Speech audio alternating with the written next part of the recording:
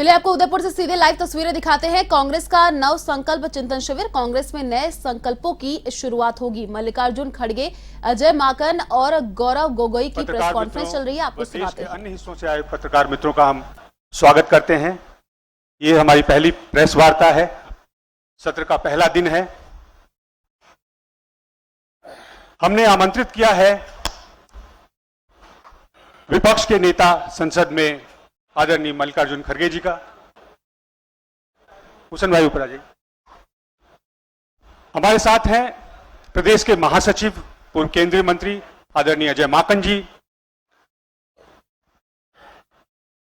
साथ है गौरव गोगोई जी, लोकसभा में सांसद एवं कांग्रेस पार्टी के उपनेता एवं भारतीय राष्ट्रीय कांग्रेस के राष्ट्रीय प्रवक्ता पवन खेड़ा जी, राजीव अरोड़ा जी, विभाग से हमारे सचिव विनीत पूनिया जी, सभी का स्वागत है। मैं सबसे पहले आग्रह करूंगा औपचारिकता को तोड़ते हुए, क्योंकि इनको महासचिव जी को रिसीव करने जाना है, कांग्रेस अध्यक्षा को, सबसे पहले ये अपना वक्तव्य कर लें और कोई सवाल हो तो इनसे पूछ लें, उसके बाद ये चले जाएंगे, फिर हम प्रेस वार्ता आगे आरंभ रखेंगे। आदरणीय माकन साहब।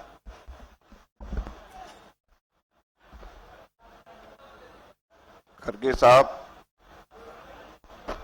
गोगोई जी, पवन खेड़ा जी, झा जी और यहां पर उपस्थित पूनिया जी, राजीव अरोड़ा जी और यहां पर उपस्थित तमाम पत्रकार साथियों, सबसे पहले तो जो हमारे पत्रकार बंधु बाहर से आए हुए हैं उनका मैं उदयपुर में, राजस्थान में भारतीय राष्ट्रीय कांग्रेस के प्रभारी होने के नाते मैं आपका स्वागत करता हूं और मैं उम्मीद करता हूं कि आपका यहां पे ठहरना और व्यवस्था सभी के सभी ठीक रही होगी।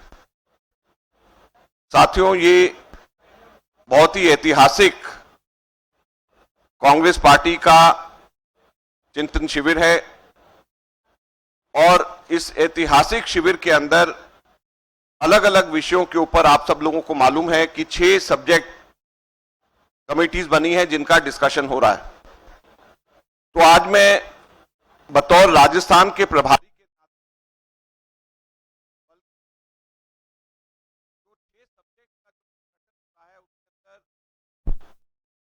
सबसे महत्वपूर्ण अलग अलग विषयों के ऊपर आप सब लोगों को मालूम है कि 6 सब्जेक्ट कमेटीज बनी है जिनका डिस्कशन हो रहा है।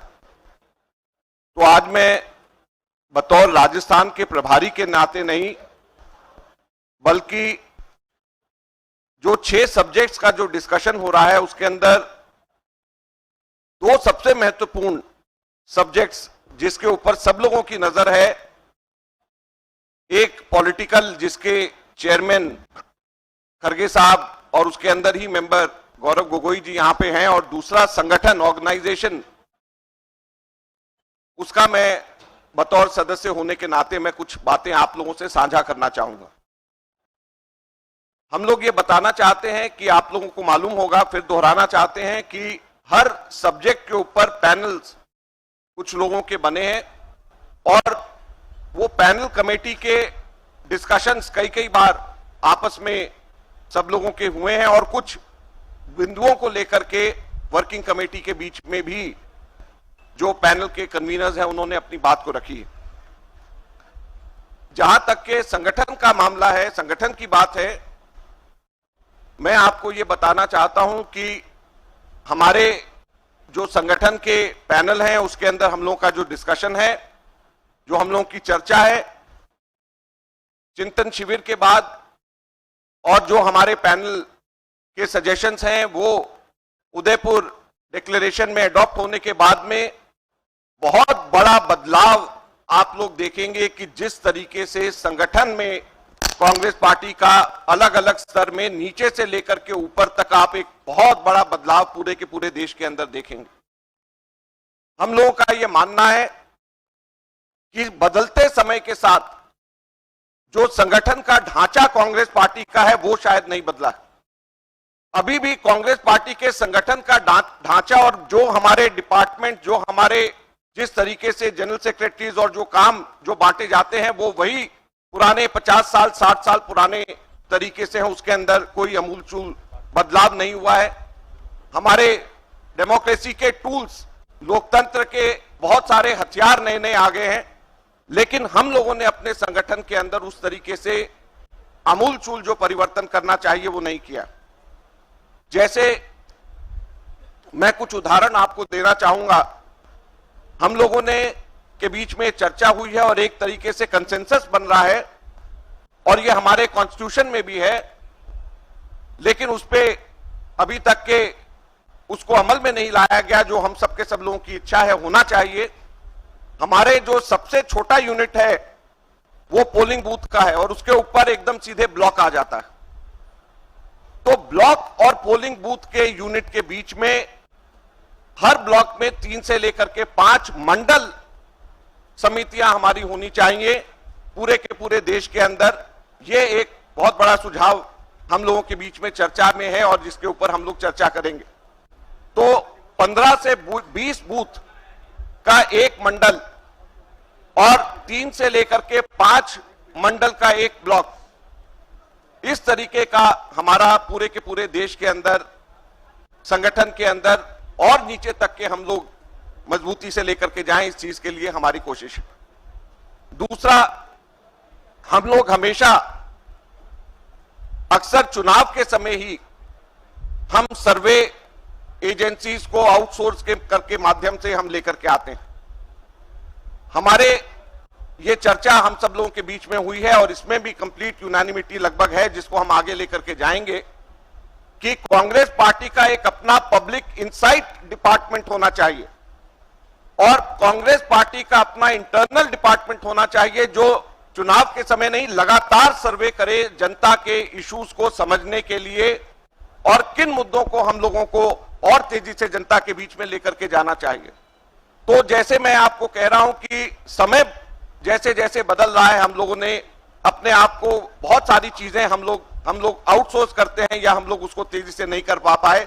तो ये पब्लिक इंसाइट डिपार्टमेंट एक ये हमारा इन हाउस डिपार्टमेंट होगा, जो कि हमारे सिर्फ चुनाव के समय नहीं बल्कि डेली जिस तरीके से लोगों की इच्छा, लोगों की सोच, क्या लोगों के बीच के अंदर मुद्दे हैं जिनको कांग्रेस पार्टी को एक सशक्त विपक्ष होने के नाते उठाना चाहिए, इस चीज का फीडबैक का मैकेनिज्म अब जो कि टेक्नोलॉजिकली अब संभव है, उस चीज को हम लोग लेकर के आएंगे।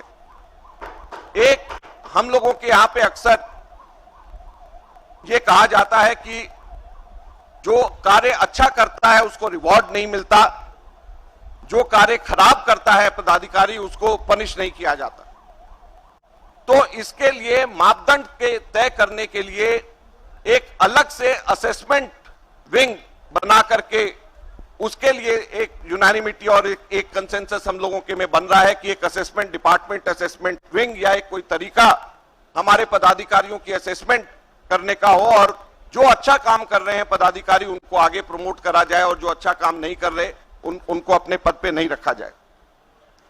उसी के साथ साथ में डिसिप्लिन के ऊपर किस तरीके से डिसिप्लिन को और तेजी से इन्फोर्स किया जाए, इसके लिए भी हमारे संगठन के अंदर चर्चा हुई है और संगठन के अंदर डिसिप्लिन और मजबूत किए जाने के लिए भी क्या हम लोगों के ऑर्गेनाइजेशन में और हमारे को कार्रवाई करनी चाहिए, इसके ऊपर भी हम लोग चर्चा कर रहे हैं। और एक और बात हम लोगों के बीच में आई है जिसको हम लोग ना केवल हमारी कमेटी बल्कि और जनरल ओवरऑल हमको लगता है कि हमारे हर लेवल पे कमेटी के अंदर 50% युवा, 50% लोग जो हैं वो 50 वर्ष से कम, क्योंकि 35 वर्ष तक के तो यूथ कांग्रेस के अंदर आते हैं, तो कम से कम 50% हमारे हर लेवल के ऊपर कमेटी में नीचे से लेकर के ऊपर तक के 50% युवा हर हालत के अंदर होने चाहिए। ये भी हम लोगों के बीच में चर्चा है और इस चीज को भी हम लोग आगे लेकर के हम जाएंगे। तो ये 4-5 चीजें हैं, इसके अलावा बहुत सारी और संगठन के अंदर अच्छे सुझाव आ रहे हैं और जैसे जैसे आगे हम 2-3 दिन डेलिब्रेट करेंगे, हमारे लगभग 70 के करीब मेंबर्स हमारे ऑर्गेनाइजेशन की कमेटी में है, संगठन की कमेटी में है और हम लोग जो हैं इस बात की चर्चा हम लोग आपस में कर रहे हैं। कौन सा मंडल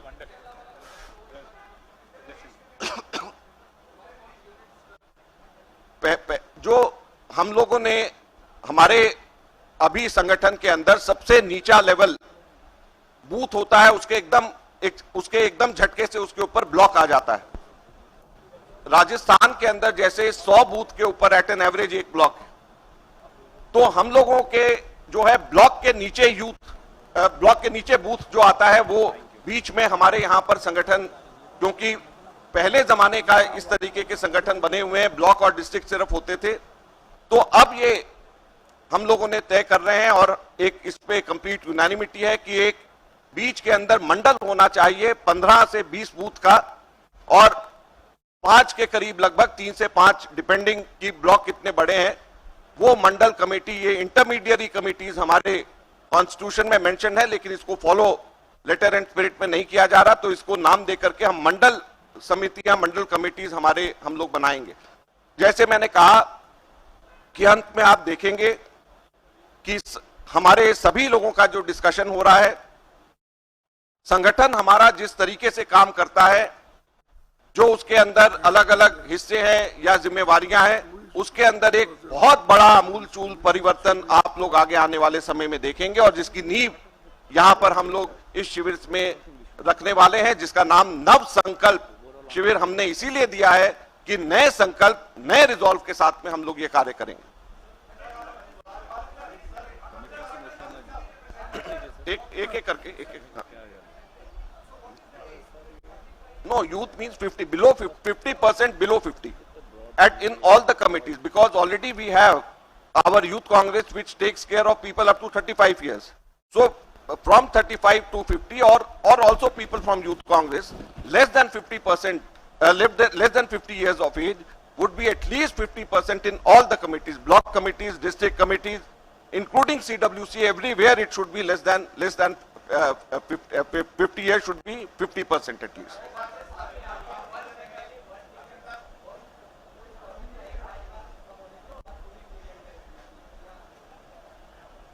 देखिए, ये भी हम लोगों के चर्चा में आया है।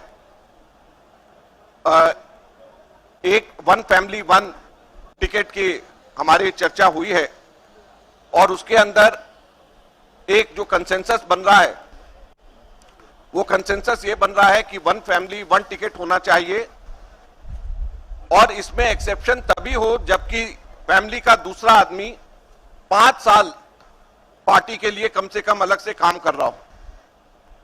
ऐसा ना हो कि कोई व्यक्ति एकदम से कोई पुराना लीडर है वो एकदम से हो, और उसके बाद में उसका रिश्तेदार, उसका बेटा कोई एकदम से आकर के चुनाव लड़ ले। तो अगर किसी को इलेक्शन लड़ना है तो उसको खुद व्यक्तिगत तौर के ऊपर कम से कम 5 साल उसको संगठन के अंदर उसको देने होंगे, जब जाकर के वो चुनाव लड़े। ये एक हम लोगों के बीच में चर्चा है। उसके अलावा कूलिंग पीरियड और जो है अपनी जो पोस्ट के ऊपर है, उसके ऊपर भी जो चर्चा है वो ये है कि कोई भी व्यक्ति किसी भी पोस्ट के ऊपर 5 वर्ष से ज्यादा ना रहे, और अगर उसको 5 वर्ष से ज्यादा रहना है तो कम से कम 3 वर्ष का कूलिंग पीरियड उसको रहे, और फिर उसके बाद में वो वापस उस पद के ऊपर आए। अजय जी, इंग्लिश में भी इंग्लिश में which ones do you want? What is being discussed is a proposal, and it is almost a complete unanimity amongst the panel members. We'll take it and we'll discuss it within the full committee, that it should be one family, one ticket only. And if another member of the family wants to contest the election, then that member of the family should have worked in the organization for at least 5 years. It should not be that suddenly a senior leader wants his family, some member from his family to contest, and suddenly he gets a ticket without any work in the party.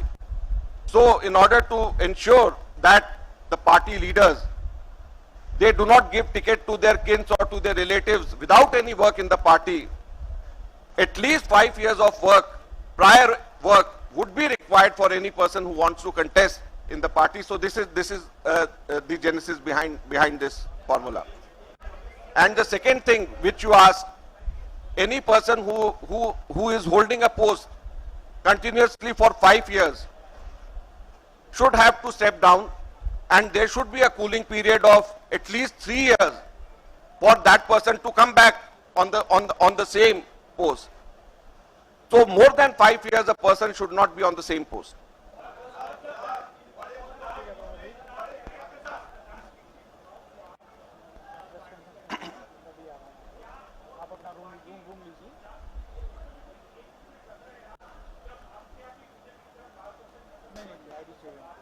देखिए, अभी जो चर्चा है मैं अभी उसी की बात कर सकता हूं जो हो रही है।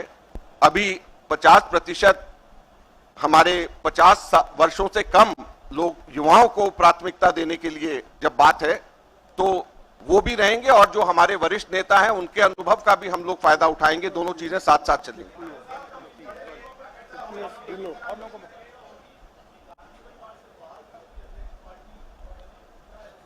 देखिए, ये चिंतन शिविर हमारे पार्टी के मुद्दों के ऊपर है।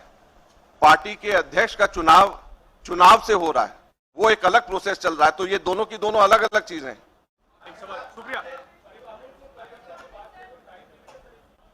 देखिए, हमारी बहुत सारी चीजों में हम लोग जो अपना सुझाव देंगे वो टाइम लिमिट के साथ देंगे। जैसे मंडल कमेटीज बनने की बात है, एक हम लोगों में चर्चा है कि इसको हम लोग 2 महीने 3 महीने का हम टाइम लिमिट दें। तो अलग अलग चीजों के लिए हमारी कोशिश है कि टाइम लिमिट दें। और वैसे भी जब संगठन का चुनाव चल रहा है तो मेरे ख्याल से संगठन के अंदर जो हम बदलाव चाहते हैं वो ये राइट टाइम है कि जब हम लोग कहें और इसके साथ साथ में ये हो जाए।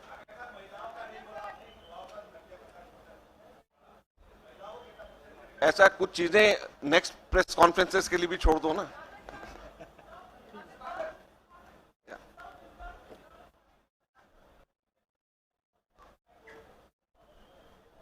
Let us see.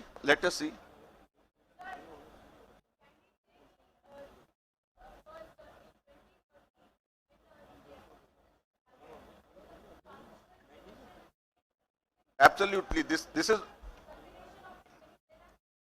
this is what I have said in the beginning itself, that this Nav Sankalp Shivir is going to usher in a new era. It would transform the way Congress party functions as an organization. We are going to make some big changes in the organization. Good and bad thing about Congress is that we are the oldest political party in the country. We've got our own way of working. But we all feel that somehow in past 2 decades, with the new tools of democracy evolving, somehow our opponents have been faster than us to catch up with the emerging and new tools of democracy. So we are going to make changes in our organization in such a way that the new tools of democracy can be used in a better way, more efficient way by the Congress party. I have given a few examples like these surveys. Why don't we have an in-house continuous survey for our own? Why don't we have our own department? Why do we have to rely upon external agencies for conducting surveys for us? So that is how there is a suggestion to have public insight department. That insight department will continuously, will all throughout the year, every day, 24 hours a day, will conduct continuous surveys and tell us what exactly the people want and how the party should respond. So these new tools of democracy would be used more efficiently in the new organizational setup with the new set of departments which we are proposing. Sir, Adesh, Asis AVP News.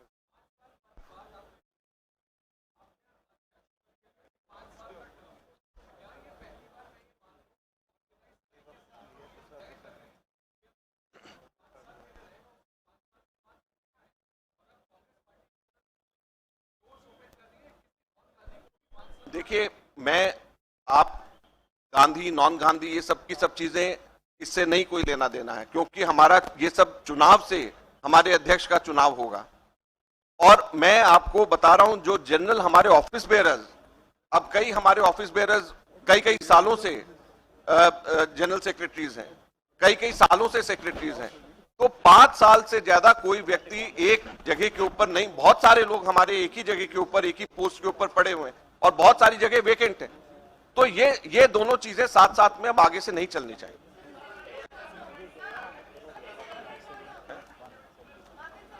आखिरी last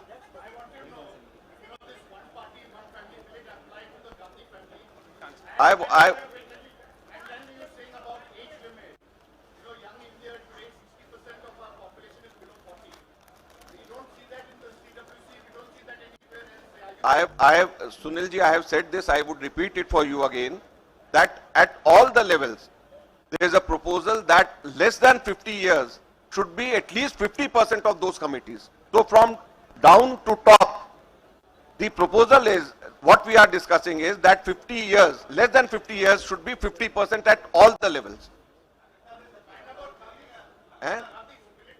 Well, that is for the elections to decide. Chintan Shivers or the Nav Sankalp Shivers cannot decide about who should be the, it is for the elections to decide. One family, one ticket, I have already said that anyone who wants to contest should have worked in the party at least for 5 years.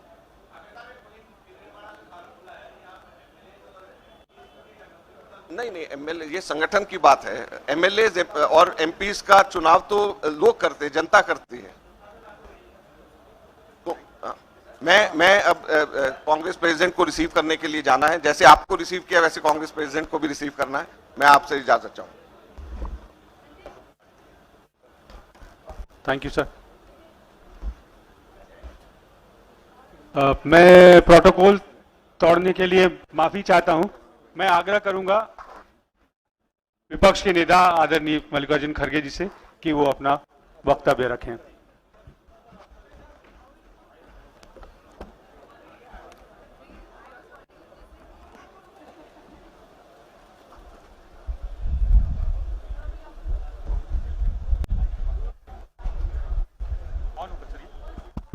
Sir ये on है।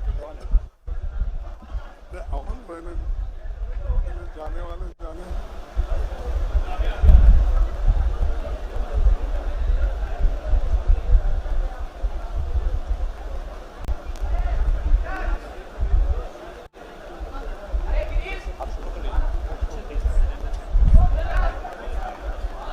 शुरू कर सकते हैं हम।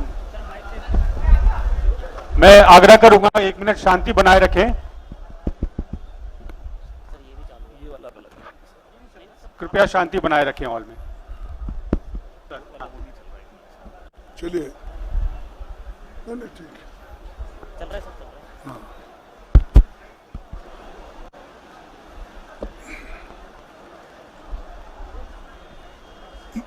आप सभी को मेरा नमस्कार।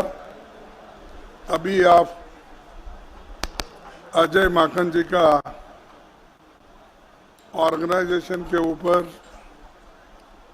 और बाकी जो उससे जुड़े हुए विषय थे उसके ऊपर उन्होंने सविस्तार से आपको बताया है। मैं जो ये 6 कमिटीज हैं, इस 6 कमिटीज में से एक कमिटी के कन्वीनर के नाते जो पॉलिटिकल इश्यूज के बारे में उस टीम में कम से कम 70-71 लोग रहेंगे। और आपको तो मालूम है, पहले ही पॉलिटिकल इश्यूज के ऊपर जो चर्चा के लिए समिति बनाई गई थी उसमें हम 9 लोग थे।